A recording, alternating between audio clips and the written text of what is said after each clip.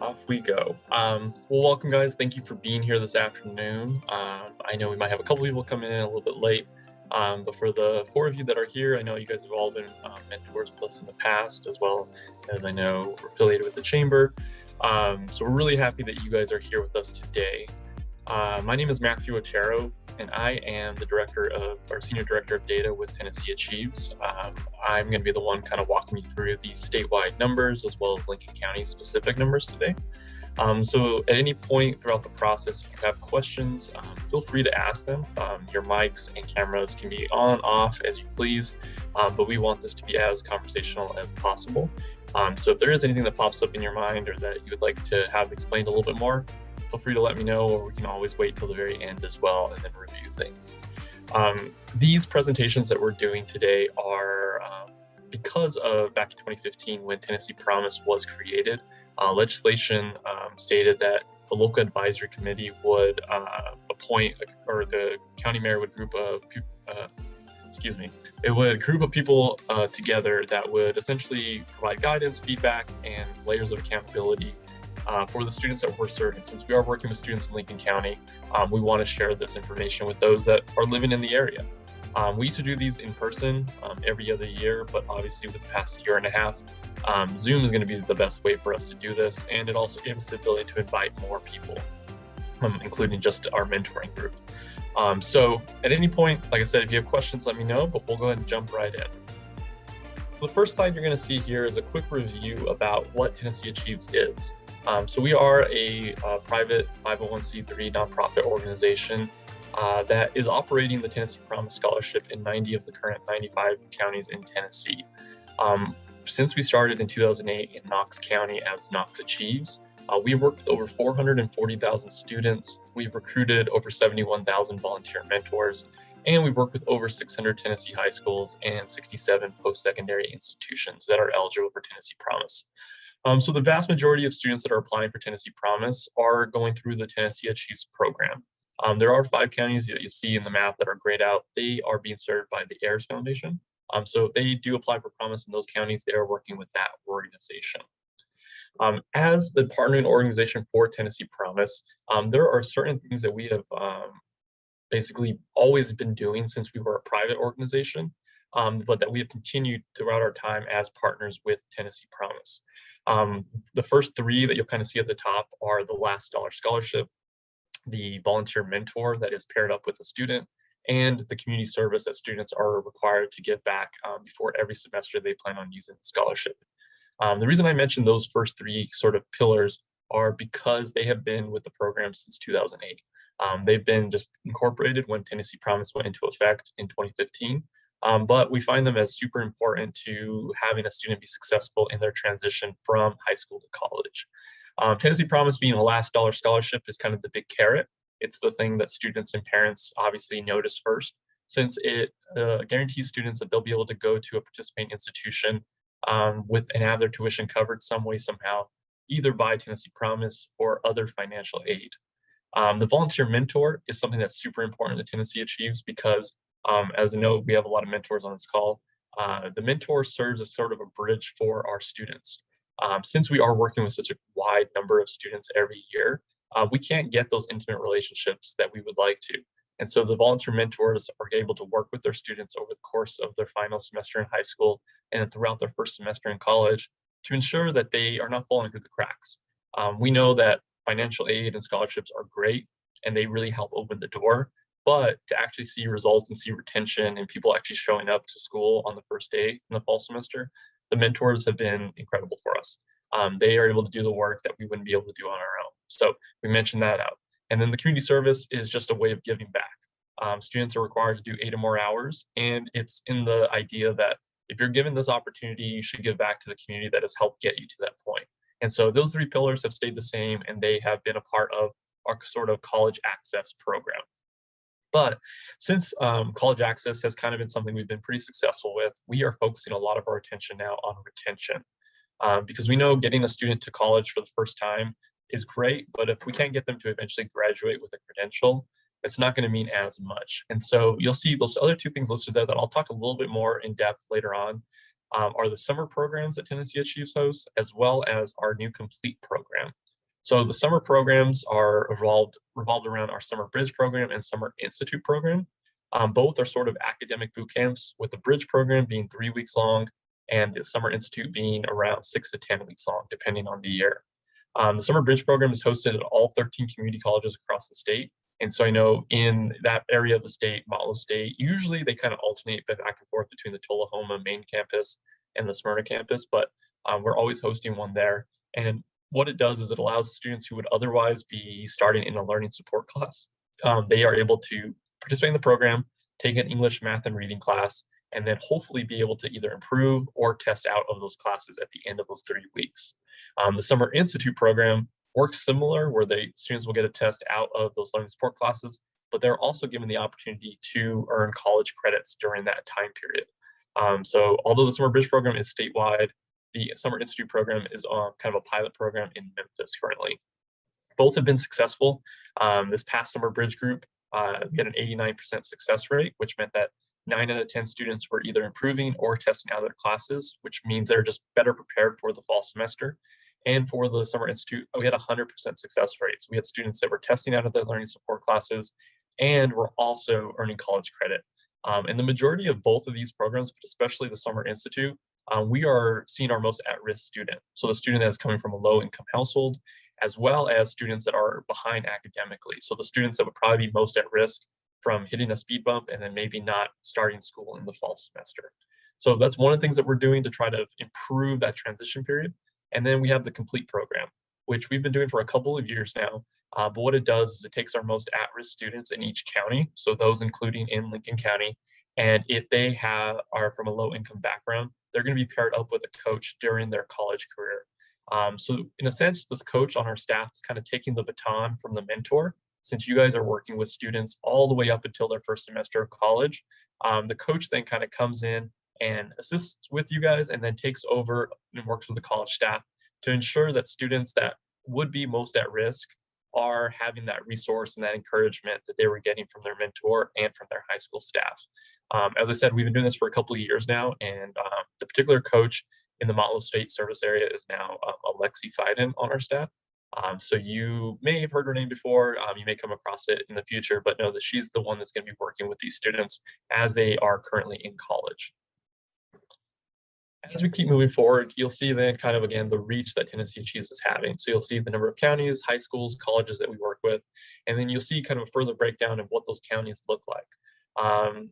Ultimately, at the bottom, you'll kind of see a breakdown of where students are enrolling if they remain Tennessee Promise eligible. So about 8 out of 10 students are enrolling at a community college, and then the other 20% are being split up between the 4-year and TCAT options that are also eligible institutions. If we continue to look at it from a statewide level, these are some facts that we really like to point out that we've been able to see. So annually, tnAchieves is working with over 60,000 students annually. A couple of years ago, we had our highest number of applicants, and that was 64,000 students. So kind of how I mentioned earlier, we wouldn't be able to work with all of those on an individual level. So the mentors are just super crucial to us. But if we look at the green, you can kind of see some really interesting facts. Of all students that are applying for Tennessee Promise, 89% of them are going through the tnAchieves program. So if you're a senior in high school, we are getting 89% of them. The other percentages are either students that aren't applying for Tennessee Promise, or they are part of the AIRS Foundation group. The 78% number that you're seeing are of all first-time full-time freshmen at a community college. Almost 8 out of 10 of them are students that were enrolled within this tnAchieves program. So they are getting the communication from us, they are getting the volunteer mentor, they're getting the opportunities that may arise between their graduation in high school and them starting in the fall. So that's a really cool number that we're really proud of. And then the 86% number is showing that of graduates at a community college, 86% of them are students that applied for Promise and then have gone through the tnAchieves program. The middle row is just some other interesting facts. 56% of all students that are applying for Tennessee Promise are also being eligible for federal aid. So that's like the federal Pell Grant. And so that's why that particular requirement is so important, because if a student is not filing the FAFSA, they are essentially leaving money on the table, whether it be Tennessee Promise, whether it be the Hope Scholarship, or federal grants that they may be eligible for. 40% is related to the first generation college students. This is self-reported by students when they apply for Tennessee Promise, but we just felt it would be interesting to put out there, even though we do kind of take that with a grain of salt, since sometimes we don't know if students quite understand what that may mean when they're applying for Tennessee Promise. And then the 51% is showing what majors students are looking at when they apply for Tennessee Promise and then actually end up using it. So these STEM fields, these health science fields are super important because not only are they life-sustaining majors that will lead to jobs that can be life-sustaining, they also are contributing to the bigger Drive to 55 plan of action, where we're hopefully going to get 55% of the adult population to have a credential by 2025. And these students that are going to hopefully end up getting the role, and then in turn the state can recruit more employers to come to the state and then have students that can fill those voids. And the final line is just the operating costs, both for tnAchieves and for what Tennessee Promise pays out annually every year. All right, so now we're getting to some of the good stuff. We're getting to Lincoln County specific data. On this particular page, you will see the FAFSA filing rate and the community service hours statewide and for Lincoln County specific. So if we look at the FAFSA filing rate, we can see that statewide this past year, we were at 86% of students filing their FAFSA by the deadline. That's still a really strong number, still leading the nation, but it's actually a drop from the previous year, which was around 90%. So we know that with COVID, there was a lot of things that kind of took a hit this past year. So it's something that we have our eye on and that we are going to try to improve in the upcoming year and get back to that 90+%. But when we look at Lincoln County, it's a great sight to see because Lincoln County stayed at the 90% level. This is something that is a remarkable group effort, whether it be through the school systems, whether it be through the college staff, that the students are aware that they need to file this FAFSA and that they are getting the assistance to be able to do that. So that's something that Lincoln County should really hang their hat on, that students were still filing their FAFSA, still getting it done, even within a year where a lot of things were unusual, to say the least. If we look at the community service section, you'll see how many hours Lincoln County students have given back. So those hours contribute to the statewide number, which is just below 3.4 million. It's something that we really hang our hat on as an organization. And so much that our chairman, Randy Boyd, says it makes us the largest community service organization in the state. We don't know if that's really a true statement, but we kind of run with it internally because it is one of the things that we are most proud of, that these students not only are given this opportunity, but they are giving back. And hopefully the organizations in Lincoln County are seeing that from these students, at least every semester when they need to get these hours done. If we keep looking at statewide progress, this will be information from the 2019 class. So you'll see a comparison between the state and Lincoln County. You'll see the number of applicants, the number of students that applied and then actually end up enrolling with Tennessee Promise, and then first year retention rate. The 3-year retention rate that you will see is from the class of 2017. So I just kind of want to point that out. The important thing to keep in mind when you are looking at these numbers is that obviously the number of students that apply are not going to be the same number of students that end up using Tennessee Promise. And that's for the sole reason that some students, this is their plan A, and for others, it is their plan B or their plan C. But if we can get everybody to apply, we are then able to track their progress throughout their college career. And it also serves as an insurance policy for all students if it is their plan B or their plan C. So that way they maintain their eligibility, and then come fall semester, their first fall semester, they can make the decision that's going to be best for them and their families. If we look at that first year retention rate, you can see that the statewide level was at 67% and Lincoln County was at 65%.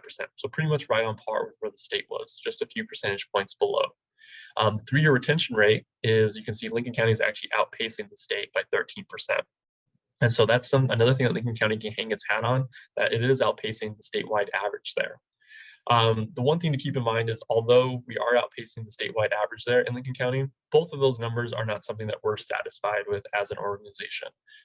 If we're having so many students start off, but we're only seeing 1 out of 2 or 1 out of 3 students graduate in 3 years, that's still not something that we're proud of. And so we are continually putting our efforts into retention methods that can help boost those numbers.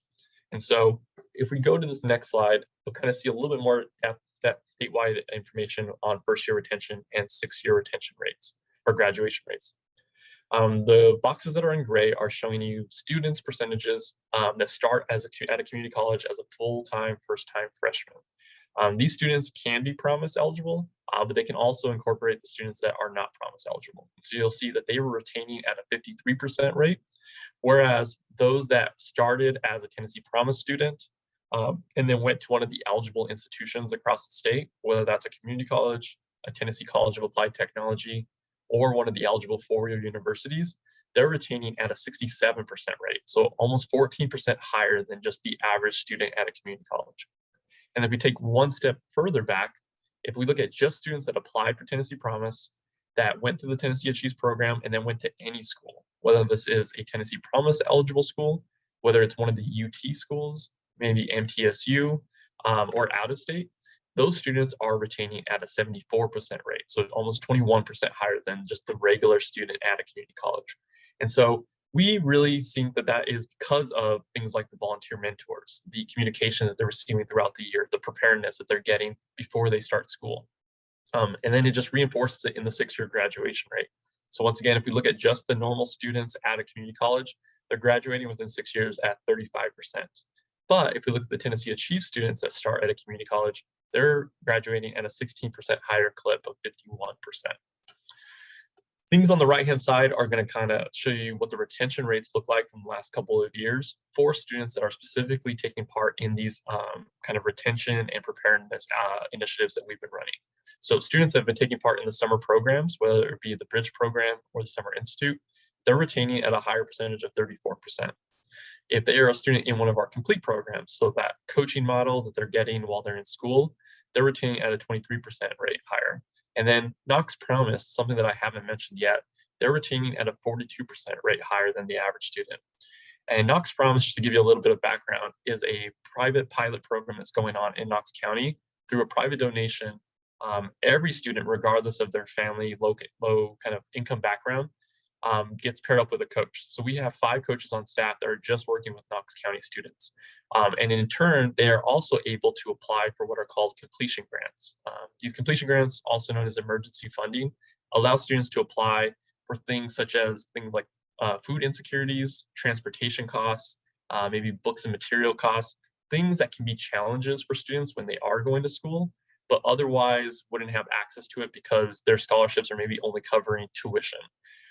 Because those insecurities we know are a really big issue, we're really excited that we've been able to pilot that program. The hope is that because we're seeing such positive results, we would eventually be able to expand something like that statewide. So that way every county has students that would maybe fall into that category that could then submit requests for completion grants. So that way they can hopefully not focus on the things that they're struggling to get and can just focus on being students in school. This slide is going to show us the college going rate. Many of you, as mentors have heard probably that when 2015 happened, when Tennessee Promise went into effect, we saw a big boost in our college going rate as a state. It increased by 4.6%, which was higher than the previous 7 years combined. For the next couple of years, it then kind of plateaued between 62 and 64%, and then 2020 hit and it dropped. It dropped by about 5%. That is what we believe a lot have to do with COVID, whether it was because students fell through the cracks because it was a lot of virtual things, or because maybe they didn't even apply because they didn't know about this because of how school was going on. We know that that played a role. And if we look at Lincoln County specific college going rate, we can see that it dropped at about the same sort of rate, just a little bit less, about 6%. We know that that's something that we're trying to get better with and that we want to get that number back into the 60s. And so we started thinking, how can we ask the local advisor council, how can we ask those in the community that are already supporting us, what can we do to try to make sure we get that number the best way that we can? And the way that we've determined that is through our mentoring program. Mentors play such a crucial role for us. As all of you know, I know you guys are mentors yourselves, that you are able to make that connection with the student that we aren't able to. And so you can see there's a number on the screen. Currently, we have 4 mentors from Lincoln County that are returning, which means we have about a need of 51 more. The application is super easy and it is super live right now, and they have until December 3rd to do that. So as a kind of an interested person in the community, if you know of anybody that is available, we encourage you to spread the news on what it is like to be a mentor, what the role is, which is being that task manager, that resource, that encourager. Those are all the same roles that mentors have been doing in the past, but we know are going to be crucial again with this year. These are students that may have been virtual all of their junior year, and may still be virtual for part of their senior year or having to adjust to a kind of a hybrid role. Where if we can have a mentor, somebody that they can know and get to know over the course of a couple of months throughout the summertime, we know that that can play a crucial role in preventing summer melt. And so if you know anybody, spread that word, let them know that they'll still be able to do the email, texting, calling sort of feature. But mentors will also be able to use the tnAchieves Connect virtual platform that we started with last year. That is not going away. If anything, we have a better understanding of what worked and what didn't. And so that's still going to be available for mentors and students to communicate with. All students are going to be required to create a Connect account and then be able to actually meet certain requirements in Connect. So that should guarantee that we get the vast majority of our students on there. And for the mentors, it's going to serve as a role where they're going to see all their students in one place. They'll be able to message them all in one place, and they'll be able to schedule virtual calls or calls in general. And they'll be able to see certain fields related to Tennessee Promise requirements, as well as to just what the student is thinking about, maybe what school they want to go to, or if they've changed their email or their phone number. That's going to all be available for them. Another little thing that's going to be added this year for mentors is we will try to have somewhat of an in-person activity. Before, for those mentors that have worked with us 2 years or earlier, you may remember that we used to do those in-person meetings in a gymnasium or in a cafeteria, and it was just a lot of people. Those are not going to probably be the case for at least for a little bit, but what we are going to host is an open house. These will be on the college campuses, so it could be a community college, a TCAT, a four-year university in your area.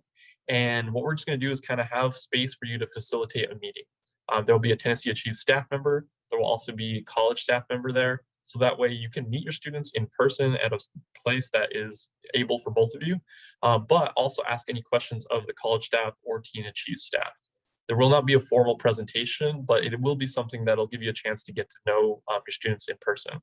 Outside of that, as a mentor, if you want to set up a group meeting with your students, by all means, you can do that as well. We know people that have gone together to get pizza before, or meet at maybe the college and just kind of get together there as well. That's totally up to you. The reason why we are kind of encouraging that this year is because with last year, how everything was virtual, about 2/3 of our mentors that we surveyed were really wanting some sort of in-person connection. And so these are sort of the things that we have in place or that we're going to encourage for this upcoming year with the class of 2022. And so next steps, like I said, is becoming a mentor. If you already returned, thank you for doing so. If you're watching this later on and you're not sure, we would encourage you reach out to somebody or just take the plunge and mentor with us next year. Whether it be Lincoln County or one of the surrounding areas, we need that help because we need 9,000 throughout the whole state. But if you've already done that, another thing that you can help us with is by connecting us with your community. We are based out of Knoxville, Nashville, or Memphis, and so we're not in all the communities that we serve every single day. But you guys are. You guys know what is going on. You know different organizations. And so if you have a group of people that you would like to blast information out to, let us know, and we can provide you with either PowerPoints, written information, social media images, whatever it is that you may want and how method you want to do it, we can provide that to you. If you are part of an organization, things like the Kiwanis, Lions Club, Rotary Clubs, the Chamber, I know Carolyn, you're here, anything that we can kind of help share or come talk in person, we are game. So if there's someone that we can talk to or get in touch with, we will work with them to try to figure out a date and time that will work for all parties and share kind of what we're looking for and what kind of help we need. And the last little thing is just sharing the news that the Tennessee Promise application is indeed open already for the class of 2022. Last year, we didn't get to get in front of the students since everything was virtual. So I think a lot of students maybe just didn't realize that this was an application that was available to them. And so if we can just continue to spread the word that the application is already open, students can start applying. And then in turn, if we are able to go and see the students as we're planning to now in the fall, we can try to make sure that everybody's applying and at least keeping this open as an option for them. So those are what kind of our big asks. This is my contact information. If anybody needs to get a hold of me later on at this point, are there any questions or things that I can help clarify more about what has been presented today? All right, Carolyn, we will definitely get you those imagery and that stuff. We'll get that to you for sure. Anything I can help go over that didn't make sense?